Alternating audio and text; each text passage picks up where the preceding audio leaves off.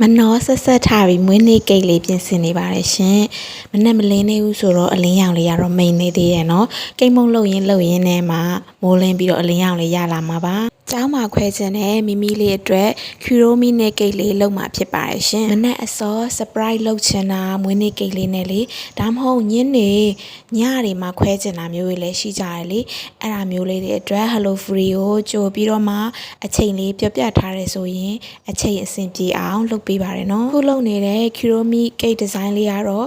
ကလေးလေးတွေအရန်ကြိုက်ကြတဲ့ design လေးမို့လို့ကျွန်တော်ခဏတင်ပေးဖြစ်တဲ့ပုံစံလေးပေါ့နော်လုံးနေကြပုံစံလေးဖြစ်ပါတယ်ရှင်ကျွန်တော်အကောင့်ကို follow ထားတဲ့ follower တွေဆိုရင်ဒီလုံနီးလေးကိုအလွတ်တောင်ရနေကြလောက်ပြီပေါ့နော် Kuromi အယုတ်လေးတွေနဲ့ဒီလို cake လေးတွေကအရန်ကိုအမာများပြီးတော့ Kuromi ရဲ့ theme color ခရမ်းရောင်လေးနဲ့ပဲ